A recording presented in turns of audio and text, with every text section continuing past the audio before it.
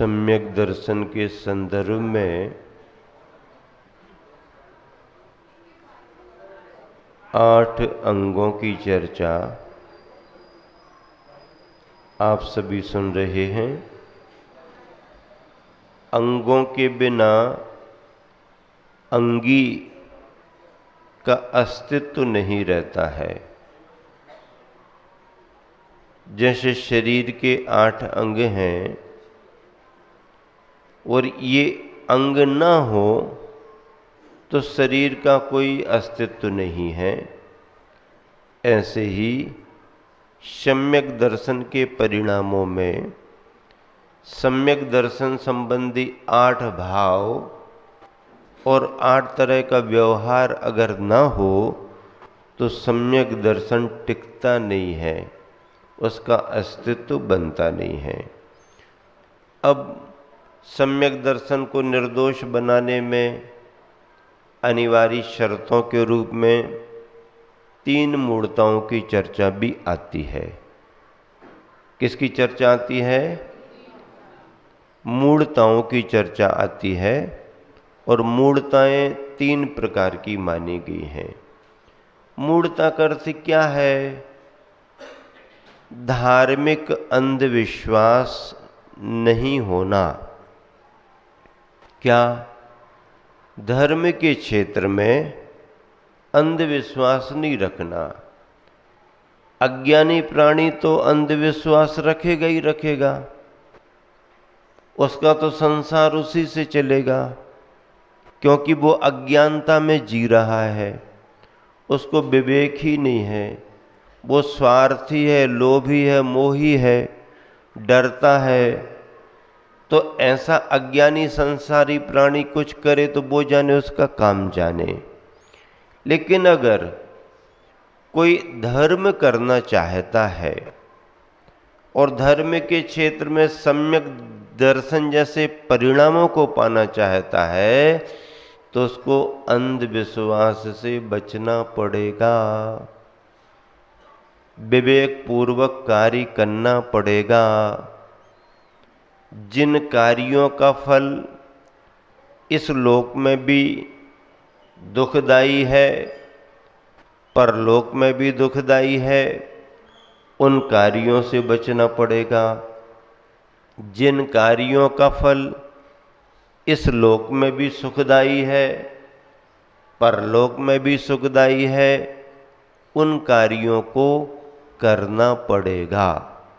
सम्यक दृष्टि इतना विवेक रखता है, इतना विचार करता है, अच्छे और बुरे के बारे में पूर्ण जानकारी रखता है। मिथ्या क्या है, सम्यक क्या है, इसको भली भांति समझता है, मिथ्या कार्यों से बचता है और सम्यक कार्यों से जुड़ता है। यही सम्यक दृष्टि होने की पहचान मानी गई है। तो सम्यक दर्शन के साथ में किन मूर्ताओं से बचना चाहिए उसकी चर्चा यहाँ पर हो रही है। पहला नाम आता है लोक मूर्ता, दूसरा नाम आता है देव मूर्ता, तीसरा नाम आता है गुरु मूर्ता। लोक मूर्ता किसे कहते हैं? लोक मूर्ता का मतलब है संसार में होने वाली क्रियाओं में, लौकिक क्रियाओं में अंधविश्वास के साथ धर्म मान करके उन क्रियाओं को करना, ये लोक मूर्ता है। उच्चारण करेंगे इस श्लोक नंबर 22, मिलान करें। पेज नंबर 31, श्लोक नंबर 22। आप गा सागर स्नान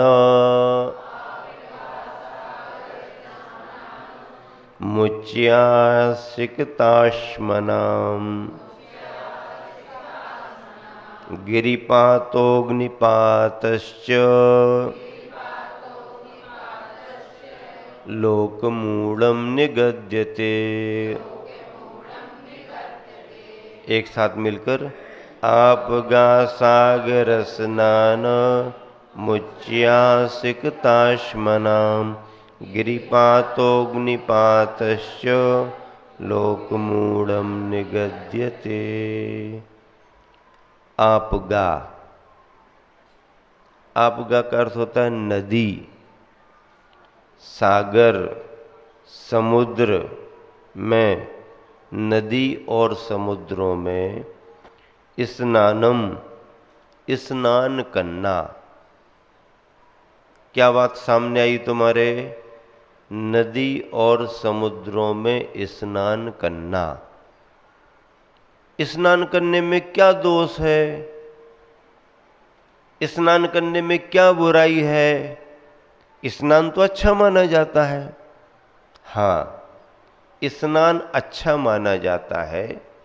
स्नान करने में कोई दोष बुराई भी नहीं है। गृहस्थ आवश्यकता के अनुसार स्नान करता है। एक बार की जगह 2 बार भी कर ले, गर्मी में 3-4 बार भी कर ले तो कोई बुराई थोड़ी है।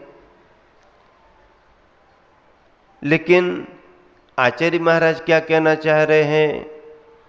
स्नान करने संबंधी बात नहीं, लेकिन इस नदी में स्नान करने से इस तरह का धर्म हो जाता है, इस समुद्र में स्नान करने से इस तरह का धर्म होता है। धर्म मान करके नदी और समुद्रों में स्नान करना, स्नान करना मात्र अलग बात है। आप किसी नदी में कर लो, किसी समुद्र में जा करके नहा करके आ जाओ, वहां तक की बात नहीं है।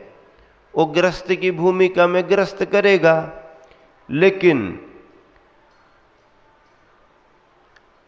उस स्नान में ऐसा मानना कि अगर इस नदी में, इस अवसर पर, इस तिथि में, इस नक्षत्र में स्नान करें तो हमारे सारे कर्म कट जाएंगे, हम पाप से छुटकारा पा लेंगे।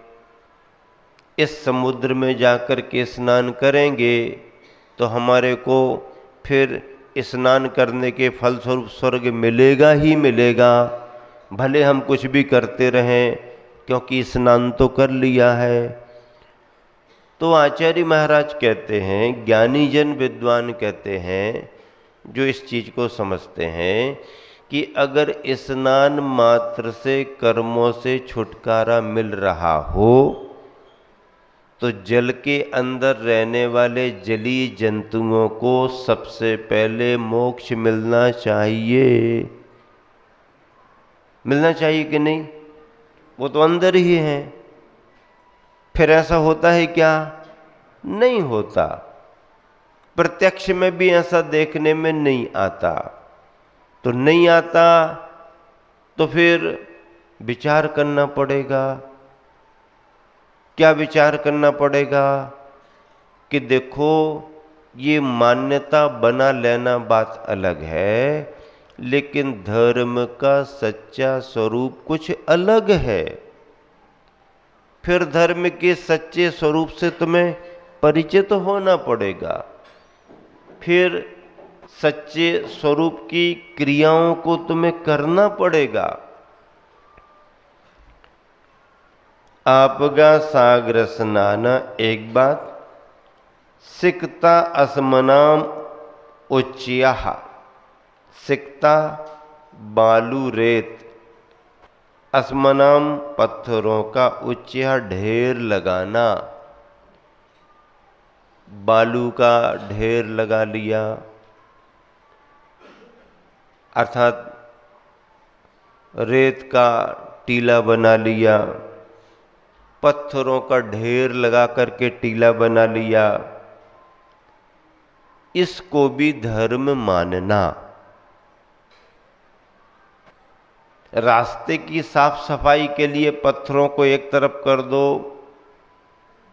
ढेर लग जाए, वो सफाई अभियान है, वो जन सामान्य की आवश्यकता है।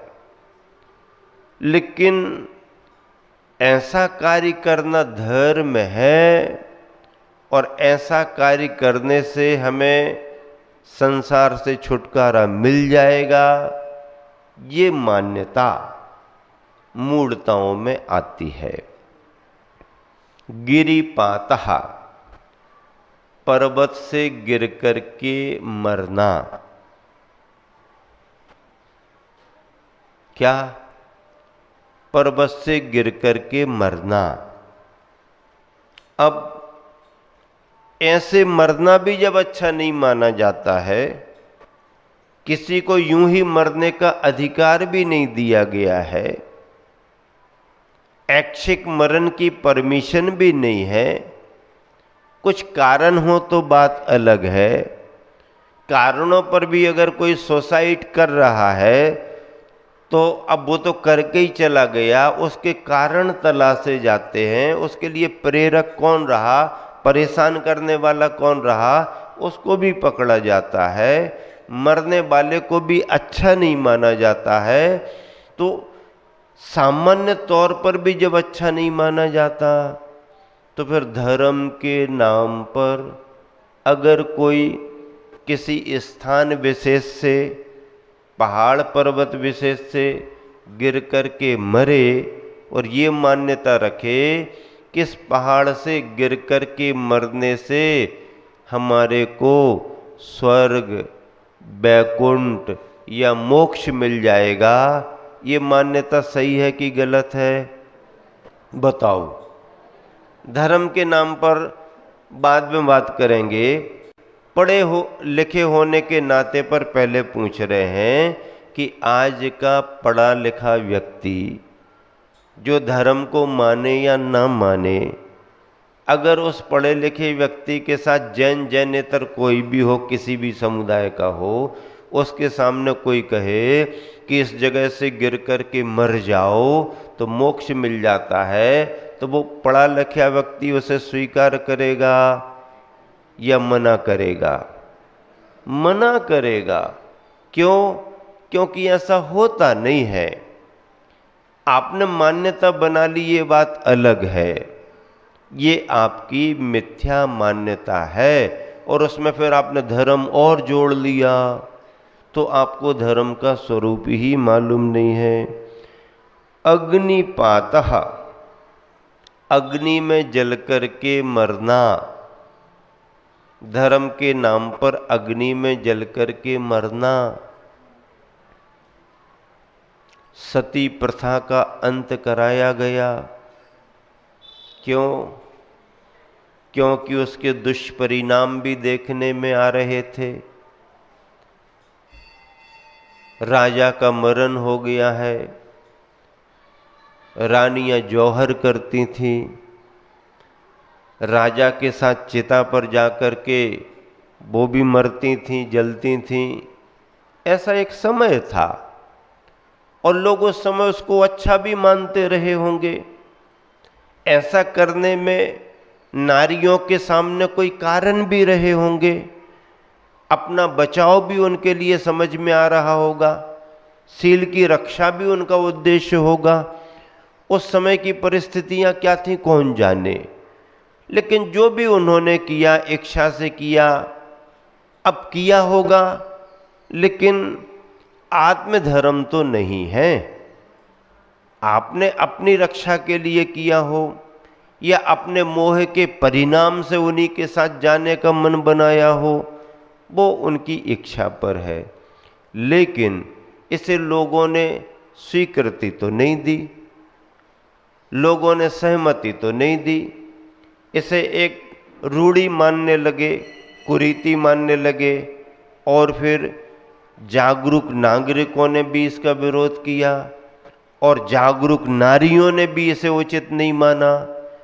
कई बार तो इच्छा ना होने पर भी जबरदस्ती पकड़ पकड़ करके भी चिता पर नारियों को रखा जाने लगा। ये अत्याचार जैसा लगने लगा। तो फिर इस सुधार के लिए किन्होंने आवाज उठाई? राजा राम मोहन राय। और उनकी आवाज़ में वजन था। लोगों ने समझा, सहयोग दिया। परिणाम क्या निकला? परिणाम ये निकला कि धीरे धीरे इस प्रथा को बंद कर दिया गया और लोग समझने लगे कि इसमें कोई सार नहीं था। उस समय परिस्थितियां जो भी रही हों, लेकिन अब देश आजाद हो गया। लोकतंत्र सभी को जीने का अधिकार दे रहा है, सभी के संरक्षण के लिए है, सभी की सुरक्षा के लिए है। तो फिर ये सब करना जरूरी नहीं। और एक तरह से अपनी रूढ़ी ही समझ करके, कुरीति ही समझ करके लोग कर रहे थे। तो इन सबको मूढ़ताओं में गर्भित किया गया। किस में गर्भित किया गया? मूढ़ता में गर्भित किया गया। अगर ये मूढ़ता है तो फिर इसका धर्म से संबंध नहीं है। धर्म का संबंध विवेकपूर्ण कार्यों को करने से है। देखिए नीचे का भावार्थ, धर्म लाभ या स्व कल्याण मानकर, दो बिंदु जुड़े हुए हैं। धर्म लाभ या स्व कल्याण मानकर नदी, समुद्र आदि में स्नान करना, बालू, रेत या पत्थर की ढेरियां लगाना, पर्वत से गिरना और आग में जलना इत्यादि लोक मूढ़ता यानी लौकिक कार्य करने संबंधी अज्ञानता, इसे लोक मूढ़ता, लौकिक मूढ़ता मानी जाती है। ऐसे ये प्रतीकात्मक लिखें, और भी अनेक कार्य होते हैं, ढेर सारी मान्यताएं बनती हैं। कौरव पांडवों का युद्ध होने के बाद में जब पांडवों को पश्चाताप हुआ, तीर्थ यात्रा को निकलने लगे, श्री कृष्ण जी के पास गए, आप भी चलो हमारे साथ, तीर्थ यात्रा करेंगे। उन्होंने कहा नहीं, हम यहीं ठीक हैं। नहीं नहीं, हम विशेष तीर्थ यात्रा करेंगे। तो उन्होंने प्रतीकात्मक अपनी तुम्बी दे दी कि मैं तो नहीं जाता, जहाँ जहाँ आप जाओ इस तुम्बी को साथ में रखो, और जहाँ जहाँ स्नान करो इस तुम्बी को भी स्नान कराना। पांडवों ने एक एक बार स्नान किया, तुम्बी को दो दो चार चार, कन्हैया जी की है ना, कृष्ण जी की। बाद में वापस आने पर खीर बना करके जब इनको खिलाई तो कड़वी कड़वी। अरे कड़वी है, कड़वी क्यों रही? इतना स्नान कर लिया तो कड़वाहट तो चले जाना चाहिए। लेकिन स्नान मात्र से अंदर की कड़वाहट जाने वाली नहीं। स्नान मात्र से हमारी आत्मा, शरीर शुद्ध तो हो जाएगा। स्नान से शरीर की शुद्धि मानी गई है, लेकिन स्नान से आत्मा की शुद्धि नहीं मानी गई है। आत्मा की शुद्धि के लिए तो सच्चे धर्म का मार्ग आपको अपनाना पड़ेगा।